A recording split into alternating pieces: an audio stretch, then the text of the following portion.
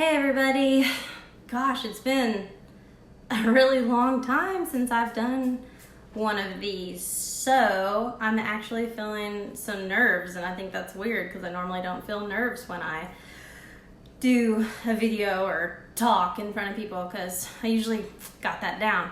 But okay, so I have just kind of been, you know how open I am. I'm very open about stuff, and I wanted to share some stuff with you guys because I have been struggling for a little while about my dad still, and just about, you know, not understanding, I guess. And it's so hard for me to let that go. Like I try to focus on, like, okay, I don't have to understand. Like, I don't have to understand. God understands, and He knows what He's doing, so I don't have to, you know? And I try to just shrug it off. But gosh, it like weighs on you, it's really hard to let that stuff go, especially when I start thinking about my dad, or I see pictures and I start to think about the future and the things he's gonna miss, or then when I'm hurting and I need comfort and I want to go to Him and He's not there, then I think about the past, and it's just overwhelming. So I've been really struggling, and I feel like I ask God all the time, like, God, why? Just give me a word. Just give me a word. Give me something, you know, give me an explanation. Like I ask Him, I more like demand, I feel like, to know why. Like, why did He have to go? You know, when He went, why did He have to go? I don't understand. And why? Then it gets me on all these other topics, like, and why am I not married yet? And why did this guy leave me? And why did my dad have to go? Like, it's just all these things wrapped into lots of hurt and pain and loss. And anyways, but God showed me something. And it was right in the middle of, I was watching this amazing testimony from the Sheriff family in Durant, and which was, my dad was, like, you know, a huge fan of Dwayne Sheriff. And anyways, it was just this awesome story about how Dwayne Sheriff's oldest son was born, and he was born dead. And so they prayed and they prayed and they prayed and they prayed, and they believed that that baby was going to come back to life. And like, they didn't give up. They didn't like accept that, and they just kept praying. And anyways, long story short, there's a whole lot of details to this story, and it lasted a really long time, and it was an amazing, incredible story. But during that time, of course, you know, the baby, he comes back to life after way longer than they usually, because usually they stop everything at 10 minutes, and this went way past that, and this baby came back to life. And anyways, long story, like, during all of it, it showed pictures of them, like, praying in the waiting room and all of this stuff, and just believing for a miracle and for God to work and for God to move. And I was like, for a second, I had some jealousy, envy, I don't know what you would say, but I was like, God, like, we did that. Like, we did that. Like, we prayed, and I swear, I believed. I knew it. Like, I even posted on Facebook the day of his funeral. Like, I just knew he was going to come back to life. I just knew it. And I was like, so what's the difference? Like, do they just believe more than we do? Do they have stronger faith than we do? Or are you just up there playing favorites? Like, what's your deal? Like, why do you bless these people and not bless us? Like, what? Why? Like, we did the same thing. And the miracle, the testimony was so incredible, and it was so awesome. And so I quickly, like, put those thoughts out, and was just praising God for what He did for this sweet little baby and this amazing family. And I was like, thank you, God, for doing that. Thank you for that. And I said, but God, I'm hurting. Like, I'm still hurting, and I still don't understand. And I'm like, you know, I'm struggling with praising You, and I'm struggling with serving You and understanding and having faith and trust in You, because I feel like sometimes when I trust You, it doesn't go the way that I want it to go, you know? So, like, I need something from You. Like, please just give me something. And I felt like God spoke to me, and I have not felt that in a long time like this, but it was so overwhelming. It was like, He said, Ashley, have you ever doubted your dad's love for you? And I'm like, no. Like, I had never, ever in my entire life doubted that my dad loved me. Like, he loved me so much, and it showed in every aspect of the way he treated me, even when he had to discipline me, even when he had to take my keys so I wouldn't go see this dumb boy or whatever, like, he would explain it to me, and he would be like, baby, like, this is this and this and this, and I love you, and that's why I'm doing that. So even when I was angry with him or irritated at him for punishing me or for correcting me, like, I knew in my heart that he loved me, and he never let me forget that, you know. And but like, I've never doubted my dad's love for me. And then God was like, have you ever doubted my love for you? And I was like, yeah, like, I have doubted your love for me. Like, I sometimes get embarrassed saying that because I don't understand how I could, but because of how amazing you are. But yeah, God, like, I struggle, and I don't always believe that you love me and that you have what's best for me, and that you're going to come through for me, because in times when I felt like I really needed you, like, I feel like you would take away the things that I wanted the most, that I felt like was going to help heal me and save me and protect me and comfort me, and you took that.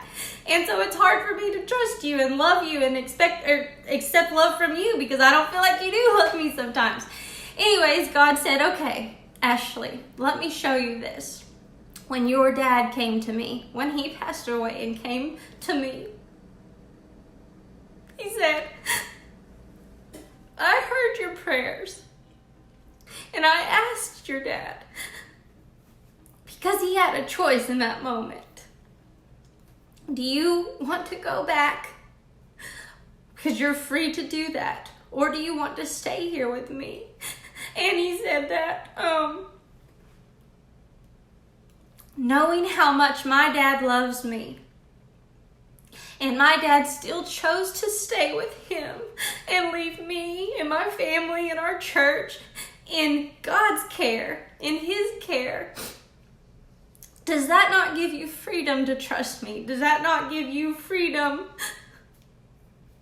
to trust me? And it just blew my mind. It was like, I know my dad would never, ever, ever do something to me or leave me hanging or do something that he didn't believe was best and he didn't believe was right. And that sermon I shared today, I listened to it over and over again. And, you know, my dad would talk about when I got my toes pretty much cut off in an escalator and they had to wheel me away into surgery, and I called for my dad and I said, Daddy, I wanted him to come get me. I wanted him to take me. I didn't want to go. And he said it broke his heart, like, watching them wheel me away. And he said, but I knew in that moment, like, they could do better for her than I could. I couldn't help her the way that she needed help right then, so I had to let her go and put her in someone else's care, and I trusted these doctors enough to do that.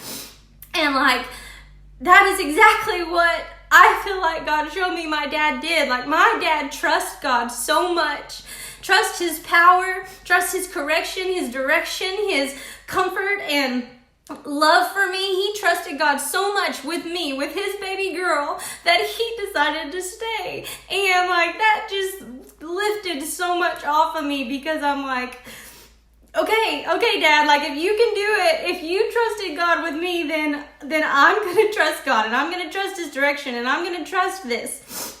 And it just like lifted stuff off of me. And I feel like, you know, I still struggle, and I still miss my dad. I still miss him all the time, and it's hard, but I choose to keep going, and I choose to push on, and I choose to press on, you know. But then there was this other little snippet of this part that I wanted to show you guys, because that just pumped me up. Like, it was just like, okay, God, like, thank you for sharing that with me, because I needed that.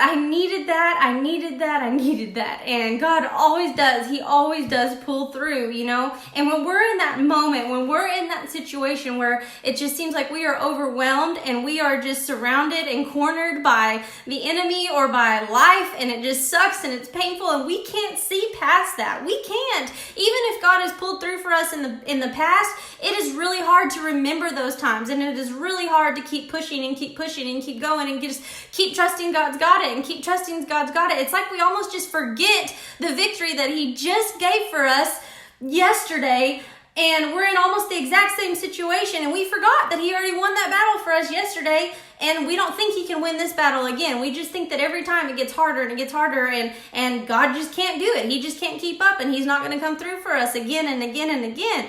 And there's this new song that we've been singing at church, and it's called New Wine by Hillsong, and it is absolutely incredible.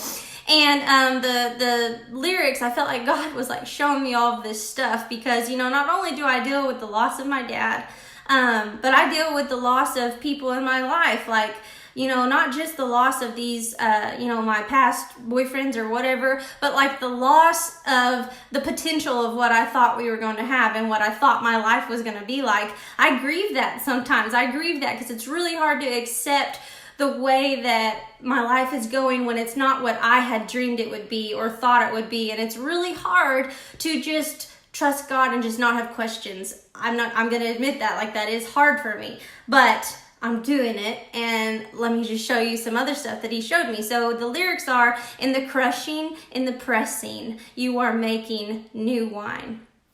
And that just gets me. In the crushing, in the pressing, you are making new wine. So my heart feels like it's been crushed over and over and over and over again. And I feel like I've just had to pick up the pieces and wipe my tears and just keep going and be like, okay, God, like that sucked, but I'm just going to keep going and I'm going to keep pushing. And then I find someone or they find me or whatever, however it goes, and my heart gets crushed and I pick it up and I keep going and I keep going, and it wears me down sometimes. And that's why it's so important to keep your head in the Bible and surrounded by people that are going to uplift you and encourage you and motivate you the right way.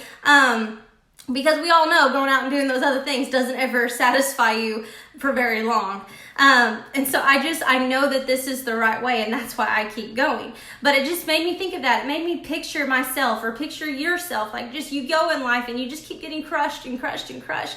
And then it says, you are making new wine. In the soil, I now surrender. You are breaking new ground. And I pictured, God showed me like every step I take in the right direction, like it gets harder and it gets harder and it gets harder. And I feel like I'm just I'm walking up this mountain, like this whole dirt, rocky mountain. And it's like, there's no trees or anything. It's just real ugly, like this big, huge pile. And I just keep walking and walking and walking and walking. And then I'll fall down and then I'll get back up. And then it's like the closer I get to the top, I pictured myself just being pressed down, almost like gravity was just pulling me down to the dirt. And my face is just crushed up against the ground, and it's hard and it's rocky and I'm hurting and I'm trying to keep going, but I can't keep going. I'm being so pressured. And at this point, I feel like the air itself is so heavy that I have to just lay down. I have to just give up, and I have no strength left to stay above the ground. Like, I feel like I'm just going to sink into this ground. But then that's when God showed me that everything that I'm touching now on the ground, it's not as hard anymore. It's not as rocky anymore. It almost feels like topsoil, and it's soft and it's mushy and it's cold and it's refreshing. And then I feel like God had showed me that the more I kept going and the more I kept going, that he was just right ahead of me. And as I fell to the ground, he had already tilled that topsoil. He had already been uprooting and making new ground for me as I kept going and I kept going and I kept going. So, when I finally do lay down and I just surrender, that's when I see all these things. I see these positive things. I see that this ground isn't so hard and that I can keep going because he's already above me, ahead of me, doing this work. So the next part says, so I yield to you into your careful hand, and I trust you. I don't need to understand. Make me a vessel, make me an offering, make me whatever you want me to be. So basically what I take that is like, I don't like this pain. I don't like this suffering. I don't like to be alone all the time. I don't like to lose my dad. I don't like that. I don't like that this life has to be so crappy and that I have to walk through hell. I don't like it. I don't like it, God. I don't know why I have to go through this. I don't know why that this is the way my life had to be. I don't know why. I don't know why. But God, you are so incredible and you are so amazing and worthy that I'm going to choose to love you, and I'm going to choose to trust you, and I'm going to choose to keep going. Because here's the thing. In this Bible study that we're doing, I'm learning, like, I'm a target. I am a target from the enemy. You're a target for the enemy. He wants to take you down. He wants to take you down because he's scared of you. So even though I don't feel like I'm much of a hero, I don't feel like I'm much of anything sometimes, like, Satan knows. Satan knows what God, he knows how special I am to God and how amazing I am to God. And he knows God better than anyone, and he knows me sometimes more than I know myself. And Satan tries to attack me and get me down, and really the enemy's only hope of winning, the enemy's only hope of victory is if you quit trying. If you quit trying, if you quit breathing, that's Satan's only hope of victory, because he cannot compete with God. He can't compete. He's already lost, and God's already won all these battles. So his only hope of victory is for us to quit breathing and for us to quit trying. So honestly, it makes sense. If you're a battle master, like, of course he's going to keep coming after me and keep coming after me and keep coming after me. And when I'm down, he's going to keep kicking me and kicking me and kicking me because he wants me to quit. When I quit trying, that's when he feels like he has a chance to win. And if we just keep breathing, and we keep showing up, and we keep going, even if we're angry at God, even if we're cussing him out the whole time we're walking, like, he's big enough, he can take it, but you just keep going. You just keep going and pushing and showing up to church and showing up in the morning to read your Bible and showing up in your kids' bedroom to pray with them and pray over them. Even if you're angry, even if you're hurt, you keep going. Don't quit. And then if you just tell God, like, I want you to use me in whatever you see fit. If I'm going to need to be made an offering right now, if people are going to need to see me hurt and see my pain and see my suffering, then I'm willing to trust you, and I'm going to do that, and I'm going to be that offering, and I'm going to be that vessel, because I know you're not going to leave me here. I know you're not going to leave me here, and you're going to bring me out of this pain and this suffering, and then people are going to see your glory and your amazing power. And even when things seem totally impossible, you can do it. You can do all things, and I am willing to be that vessel for you, God. I am. You deserve it. And if my dad trusted you with me, then by golly, I'm going to keep going, and I'm going to keep trusting you, and I'm going to say I trust you until I feel like I trust you, until my mind believes that I'm trusting you and that I'm doing this right. Oh, sorry. I was really going to try not to get worked up today. But the next part, I'm almost done. The next part says, I came here with nothing except what you have given me. Jesus, bring new wine out of me. And, in that moment I felt like, okay, yeah, when I look in the mirror, I come to church with nothing. When I put myself before God and I'm at my house by myself and I lay down on the floor and I scream and I cry and I throw myself a pity party, like, I have nothing. Like, I am alone. I have no man. I have no kids. I have nothing. It's just me. Like, it's just me and what you've given me. So everything I do bring to the table, it's something you've given me. It's something God has given me. So, God, I want you to make something out of me.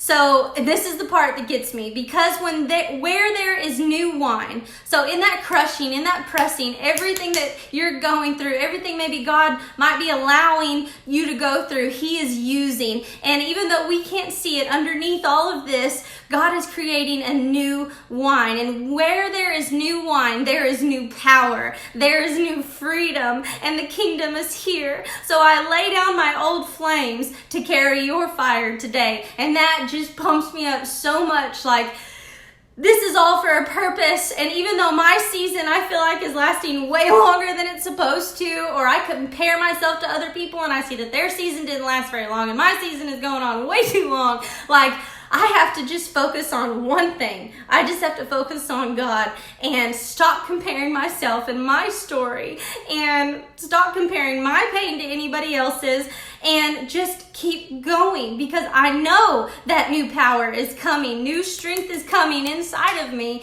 and I might be alone, but I am strong. I am strong, and I don't need someone to make me happy. And I do get tired of it. I do. I get exhausted, and I want to find someone. And when I try and it doesn't go my way, it's like a slap in the face. And then it reminds me of all this other past rejection. But I have to push that out and keep focusing on God, because He's the one that's going to get me through this. He's the one that makes me happy. He's the only one that has sustained me through all of this. Like, even though I felt like my dad was my rock, God was in my dad. And through my dad being the vessel, God was my rock, even though I felt like it was my dad. And I miss him, and I want him here to hold me, to hug me. Who was inside of my dad was who was his rock, which enabled him to be the rock for me and be the foundation for me. And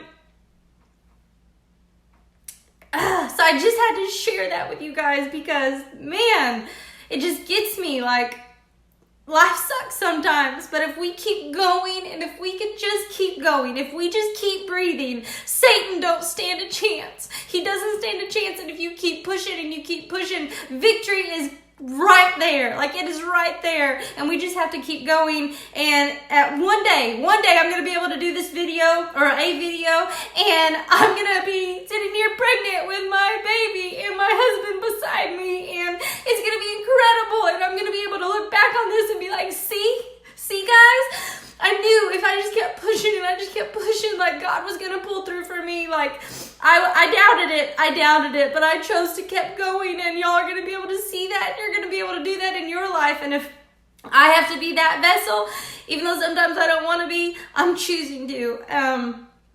So I just wanted to show you guys that. And I love you guys, and I got to get off here because now I'm hot and sweaty and okay, I love you guys.